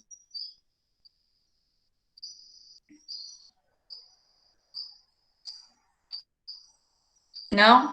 Olha, alguns livros do Bion. Esse aqui, ó, Domesticando Pensamentos Selvagens, 4 Conversas com Bion, é uma delícia, é um livro de entrevistas. Esse aqui é um comentador que eu indico para quem quer começar a ler, é o Luiz 9 Lições sobre Bion. Tem esse que é maravilhoso, são as supervisões de Bion no Brasil, e é lindíssimo, porque ele parece que não está falando nada do caso, ele está colocando todo mundo para pensar, mas parece que não está falando nada do caso, super surpreendente. Esse também eu indico como iniciação da leitura, que é Por que Bion? O Bion, outra coisa que eu esqueci de falar para você, o Bion escreveu sobre grupos em psicanálise. Foi um dos primeiros a escrever sobre grupos. Experiências com grupos. Ele vai trazer a teoria dele sobre grupo e vai trazer sobre, enfim, a edição dele sobre... Então, vamos lá, já que ninguém pergunta, eu vou dar, então, essa discussão aqui. Alguém está mostrando aí qual é... O Pedro está mostrando, mas travou aqui. A experiência com o grupo. Tem vários super interessantes. Tem o Learning for an Experience, que é super interessante. Eu não tenho em português, tem em PDF só. Tem o Transformações, tem o Atenção, enfim.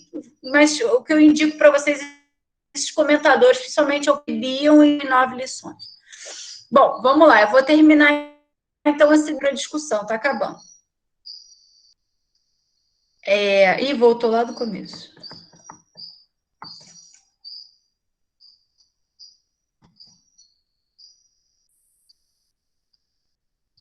Bom, como é que é, então, o processo de doença, né? O processo de doença é quando se dá, principalmente quando essa função de continente do outro em sua Hevre não se pode fazer, né? E não se pode criar um aparelho para pensar, né? Então, esses elementos beta, eles retornam como ataque violento e incompreensível, porque não podem ser pensados, né? E, geralmente, continuam sendo comunicados em formas de identificação projetiva, né? Então, é uma espécie de nascimento incompleto, entre aspas, né? Então, as defesas que se montam, então, nesse sentido, ele ainda se encaixa, né, nessa matriz freudiana, na medida em que são defesas que se montam diante desses, muito embora o Bion não vá falar tão profundamente sobre pulsão, ele vai falar desses elementos betas que retornam, né? Então, defesas como ataque ao vínculo, ou uma exacerbada identificação projetiva, são aquilo que a gente sente na análise desse meio de comunicação, de comunicar elementos que a gente não consegue elaborar, né? Uma espécie de evacuação, né? Então, a partir do bio, a gente pode vislumbrar de uma forma bem ampla essa ideia que se retorna, né, para a gente fechar essa ideia que a gente está falando de elementos por uma cura por desativação, né? Ou seja, então, se o problema é a ativação dessas defesas, né, ou seja, a expulsão desses elementos que não conseguem se pensar e etc. para o outro, o ataque aos vínculos, as estratégias elas vão ser umas estratégias de desativação dessas defesas, né? Como é que se dá essas estratégias, né? Então, a moderação das angústias e a lenta desconstrução das defesas são essenciais nesse tratamento, né? E como é que se dá isso para o Bion? Para o Bion, aí ele vai ser... lembra do fantasiar para Melanie Klein, né? Para o Bion, isso vai ser levado ao extremo como justamente o que é o cerne do processo analítico e é justamente uma coisa que vai ser muito apropriada na psicanálise contemporânea. A ideia é de simbolização, né? Ou seja, a passagem do campo da força para o campo do sentido. Ou seja, isso que não pode ser pensado, que invade, que vem como elementos impensáveis, que possam ser pensados, né? Simbolizados de algum jeito. Isso, por exemplo, para vocês que tiveram um módulo sobre Freud, não sei se vocês tiveram sobre essa parte, né? Mas, por exemplo, isso também está ligado, tem muita gente que discute isso, está ligado ao último momento também, ao último momento de discussão de Freud sobre a clínica, por exemplo, com a ideia de construções em análise, né? A ideia de que coisas se constroem ali de algum jeito para fazer frente a um processo de que não pode se lembrar, né? Não é uma questão de se lembrar, de trazer à tona um sintoma que está recalcado, mas de poder constituir um processo de simbolização. Então, ele vai dizer que trata-se de resgatar, liberar, potencializar e expandir a capacidade do trabalho psíquico, inconsciente e consciente. Então, é o que a gente chama da clínica da continência, um dos aspectos da clínica com Bion, né? Então, como é que vai ser o lugar do analista nesse sentido, né? O analista que vai receber então, esses elementos que são expulsos, que são projetados, que são ligados ao vínculo, né? Essas angústias projetadas, né? Esses elementos projetados, elas podem ser contidas e transformadas pela reverie do analista. Então, nesse sentido, a contratransferência ela ainda é mais levada ao extremo. Eu já falei para vocês no Melanie Klein como que isso aparecia. Aqui ainda vai ser levado ao extremo. A gente vai ver mais adiante como que... Quer dizer, a gente não vai ver. Eu estou pensando como se o curso fosse continuar. Mas, assim, se vocês forem ver os pensadores da psicanálise contemporânea, por exemplo, o André Green, o Thomas Ogden, eles já têm teoria sobre a questão da contratransferência muito bem. O André Green em torno da questão do enquadre do funcionamento mental do analista, o Thomas Ogden ao redor da ideia de terceiro analítico. Então, a contratransferência ela passa a ganhar um espaço no que o analista, como a mãe, né, tal como a mãe, tal como serve de continente para pensar os conteúdos do paciente, de alguma forma. Para a gente terminar e abrir para discussão, peraí, tem quantos slides? 2. Então, é a capacidade de conter essa experiência emocional e retornar isso para o paciente, provocando uma possibilidade que o paciente possa, ele mesmo, de algum jeito, criar essa máquina para pensar, né? Então, ainda que uma presença implicada... isso é uma discussão que o Luiz Cláudio vai trazer. Qual é esse lugar que o analista tem que estar, né? Ele não, o Luiz Cláudio vai dizer que é um lugar de presença e reserva, né? Porque, se a gente parar para pensar, não dá para a gente ficar ali grudado no paciente. A gente tem que ter um espaço para isso se elaborar, né? Então, esse processo de simbolização ele depende de uma relativa ausência do analista. O analista está lá enquanto presença e ausência, né? É uma presença implicada e presença em reserva, que o Luiz Cláudio vai defender. E isso tem a ver com o que o Bion diz, né, e é uma coisa que ficou bem conhecida do Bion, que é a ideia de que o analista tem que ser sem memória, sem desejo e sem compreensão prévia. O que é isso, né? O analista, de alguma forma, ele tem que estar lá não para interpretar e fazer associações com aquilo que foi dito antes, ou para estar lá para colocar uma coisa que o paciente... Mas está lá enquanto uma possibilidade de executar esse processo de simbolização. Então, não é a memória do que o analista lembra ou o que ele deseja, mas é a possibilidade de ele estar lá como alguma coisa que pode provocar e pode digerir esse pensamento, que pode fazer pensar, né, de alguma forma. E que fazer pensar não é fazer pensar racionalmente, mas que pode fazer com que as experiências emocionais, esses elementos beta, sejam transformados, para usar o nome de um livro do Bion, que é Transformações, né? Então, é desenvolver a capacidade de fazer contato, aprender com a verdade. A verdade é um tema muito forte no Bion, né? A verdade enquanto experiência emocional. E ele vai, é uma coisa que o Bion sempre vai tocar na tecla, e que eu acho muito interessante, até nas supervisões dele. Ele vai falar, sem recorrer à ignorância, à evasão, à arrogância ou à autoilusão. Para ele, tudo isso é contra a verdade. E a verdade é a experiência emocional. Então, a arrogância, a evasão, a autoilusão, o analista tem que estar sem desejo, sem compreensão, e ali, sem arrogância, sem autoilusão, porque senão, claro, é uma utopia, né? Mas no sentido de que ele tem que estar ali fiel à verdade, que é a experiência emocional. O Bion repete muito, né? Isso é para vocês terem um pouco de uma ideia, né, de como que é essa posição do analista a partir da perspectiva bioniana, né? Ainda que não existam analistas bionianos, ele é uma inspiração para os psicanalistas contemporâneos, né? Ele repete muito essa frase do Maurice Blanchot, de que a resposta é a desgraça da pergunta, né? Então, ou seja, trata-se menos de trazer respostas, mas mais fazer boas perguntas, né? E essa é uma frase, para a gente terminar, do Bion, né? De um artigo dele, depois eu posso passar para vocês, que é: o que é conhecido sobre o paciente não tem maior consequência. Ou é falso ou é irrelevante. Se é conhecido pelo paciente e pelo analista, então é obsoleto. O único ponto importante de qualquer sessão é o desconhecido. Nada deve ser permitido que nos distraia dessa intuição.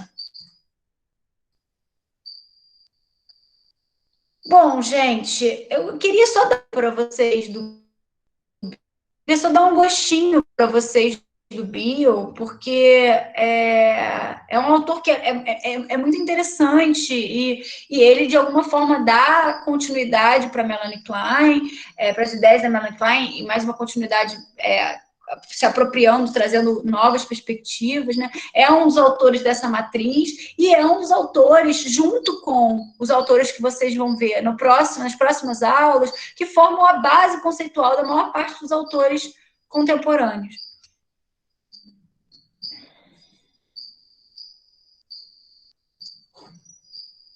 E aí, gente? Ninguém quer falar nada? Vamos lá.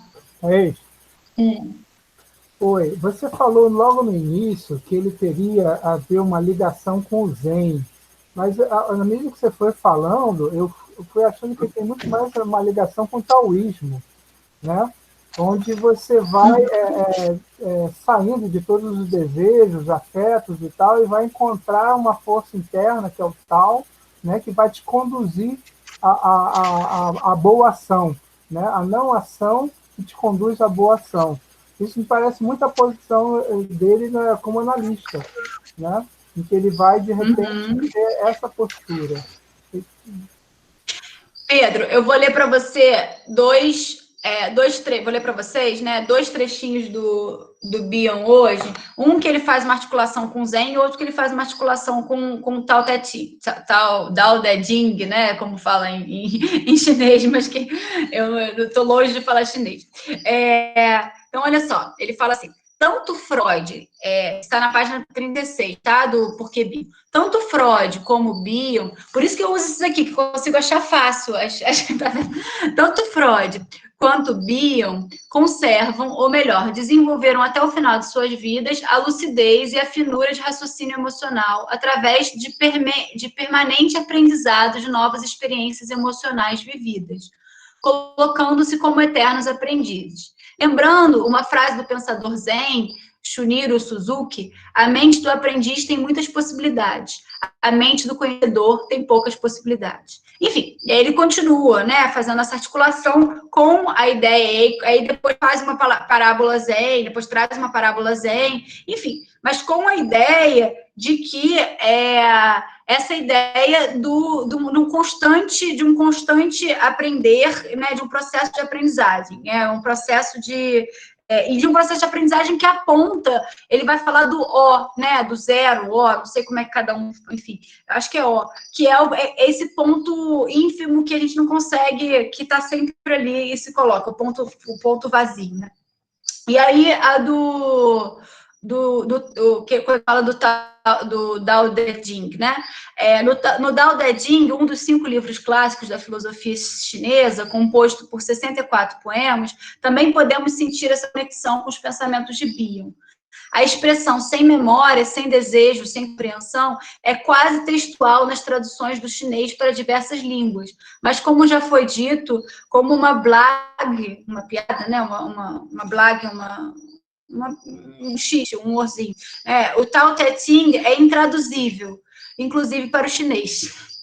Paráfrase: Bion é intraduzível, inclusive para o inglês. Enfim, ele vai brincar com essa questão Então, acho que dá para fazer, dá samba com os dois, né? Dá para poder pensar com os dois.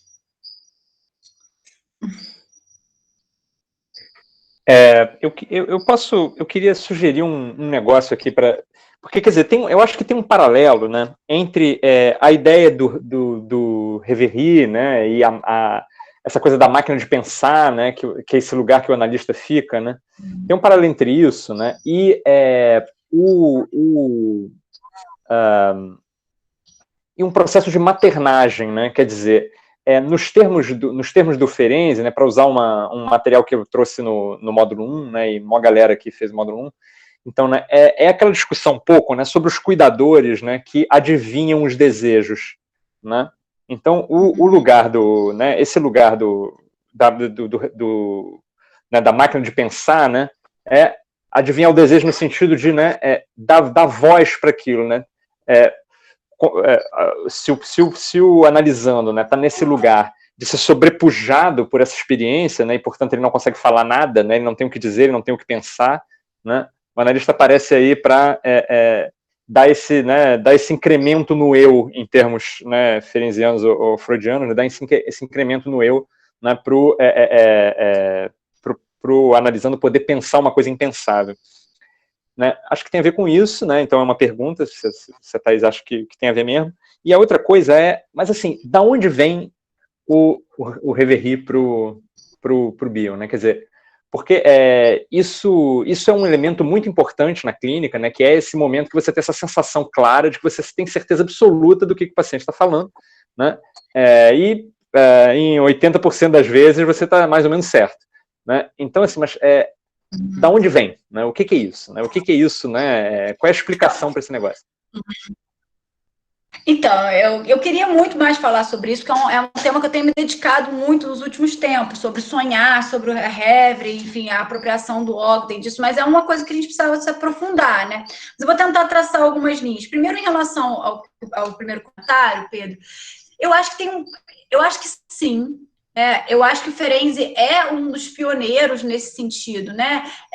Em indicar essa ideia. Muita gente, por exemplo, que eu esqueci o nome, caraca, escreveu sobre mutualidade, um espanhol, comentador do francês, que veio aqui, gente, inclusive, mas tá bom, não importa. Mas ele escreveu a ideia de Martin Cabré, da IPA.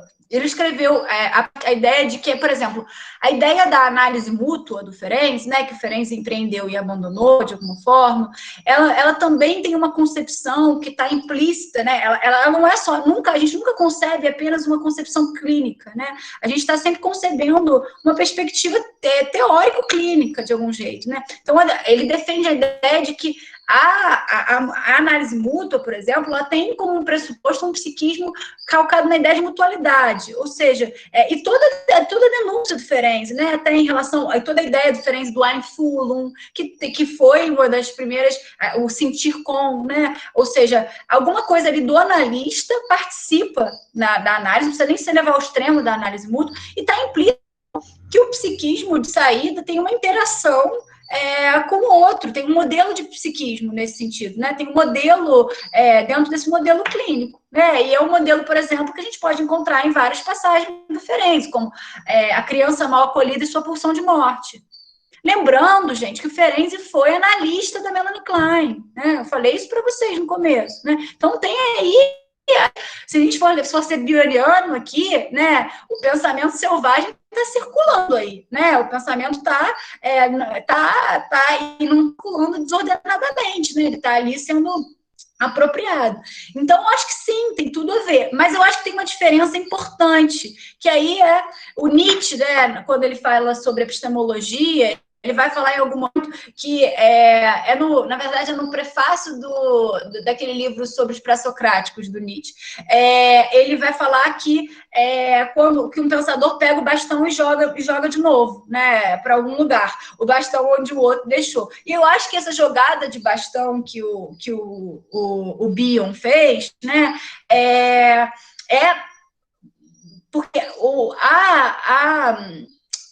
por exemplo, a ideia de sentir com do Ferenczi, ou essa ideia da mutualidade, ela pressupõe ali uma relação objetal, né? E eu acho que o que o Bion traz e que a articulação, a partir do que a Melanie Klein trouxe, é a ideia da identificação projetiva, né? Ou seja, aquilo que está passando na mente do outro é alguma coisa do outro.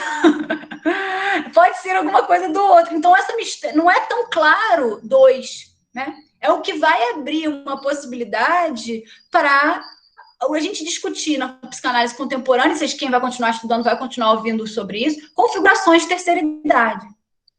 Ou seja, elementos que se dão ali enquanto processo de simbolização entre eu e o outro. Não é uma relação propriamente dita, né?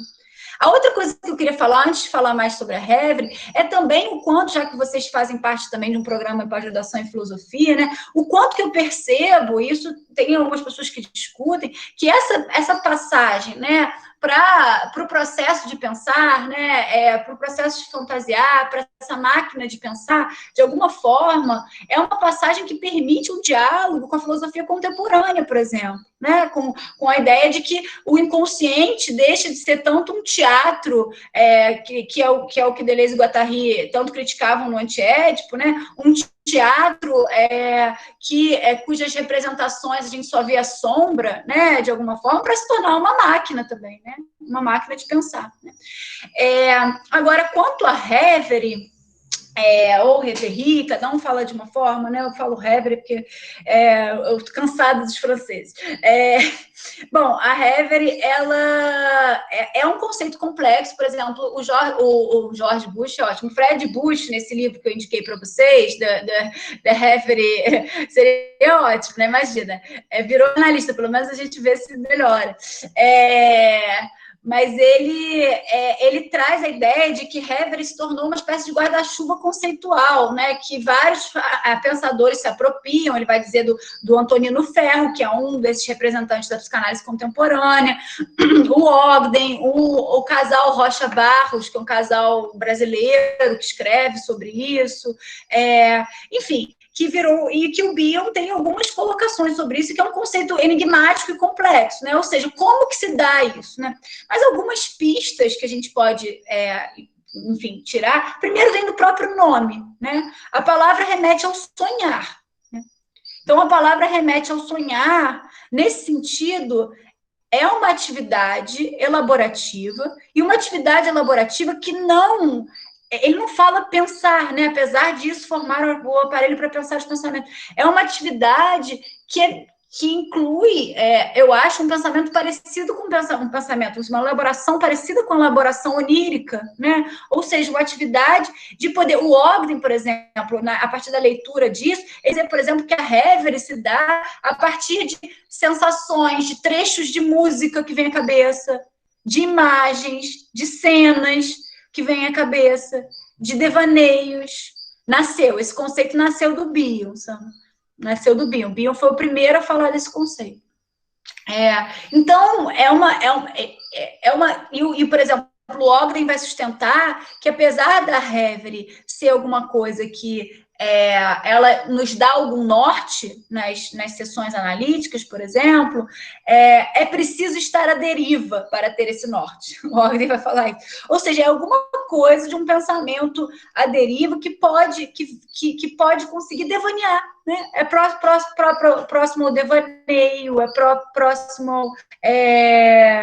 É isso, exatamente, se remete a sonhos, se remete a devaneio, se remete a essa atividade. É isso, né? Muito doido. Uma mãe, por exemplo, que está cuidando de uma criança, acho que vocês devem ter pensado nisso quando vocês trabalharam essa parte que o Pedro estava assinalando, né? A criança está chorando, a mãe tenta, né? Tá com frio, tá com calor. Olha que bonitinha, ela olhou para o lado, ela deve estar pensando isso. Que linda, ela tá ali. É uma atividade inventiva também, né? Porque assim, tá com frio, tá com calor, tá com sono, tá com cólica. Ninguém sabe, a verdade é essa, né? É um jogo de tentativa e erro, né? Tipo, vai lá, tenta, mas tem alguma coisa ali de uma capacidade de poder atribuir, né? E de poder imaginar que aquele bebê, enfim. E o do analista não só atribuir, mas poder fazer essa atividade elaborativa de poder conseguir pensar coisas que o analista analisando não está conseguindo pensar, mas está projetando no próprio analista, de alguma forma. Gente, 5 minutos, vamos lá, último dia, 5 minutos, alguma coisa, alguma questão?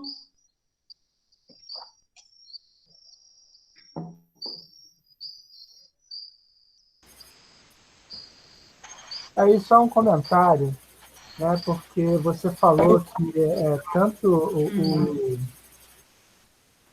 o Bion, né, e depois o Winnicott vão fazer uma virada, né, uma dobradura aí na psicanálise.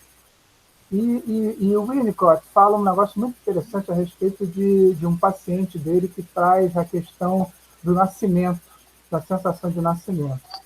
E aí ele faz um comentário a respeito do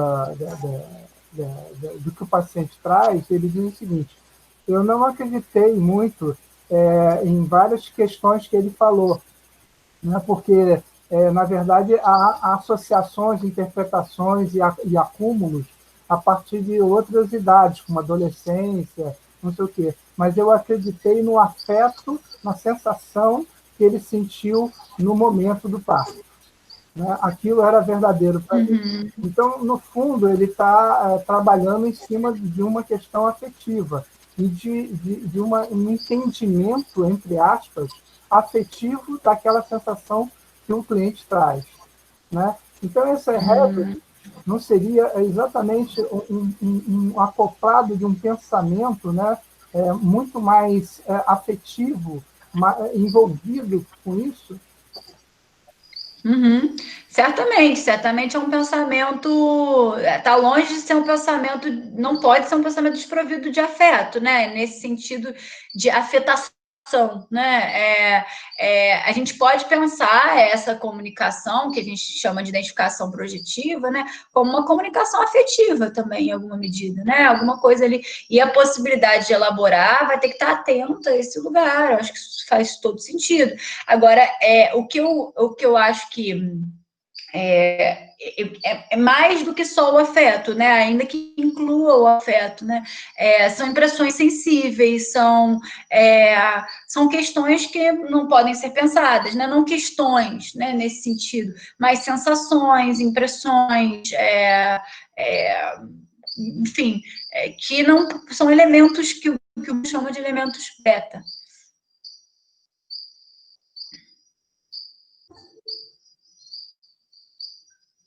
Bom, gente, acho que é isso. Acho que é isso, então. Mas espero que vocês tenham conseguido um gostinho, assim, né, para poder se aprofundar depois melhor. Enfim, as ferramentas estão aí, né? A ideia foi mais provocar vocês, né, a pensar do que o próprio pensado. Não, deu mais do que um gostinho, deu um gostão, eu acho. Né? Então, bom, agradeço muito, Thaís, sua presença aqui no seminário. Espero que a gente possa repetir. Você teve uma hora aí que você falou de mais para frente a gente vai ver. Eu interpretei isso como um ato falho, uma vontade sua de dar mais aulas no seminário. Então a gente vai combinar isso depois, porque o lema aqui do seminário é sempre há mais aulas. Então a gente depois vai ver isso. Depois você vai receber convites aí depois. Mas é isso. Então agradeço a presença de todos, né, especialmente a da Thaís e dos visíveis e dos invisíveis.